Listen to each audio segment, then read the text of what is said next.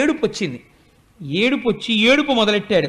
ఏడుపు వచ్చి నిదిరించిన శిశువాకు నిగిదుకుచు చనుగోరి కెరలి కిసలయ విలస మృదు చక్ర చాప రేఖాస్పద పదమున తన్నెనొక్క బండిందండిన్.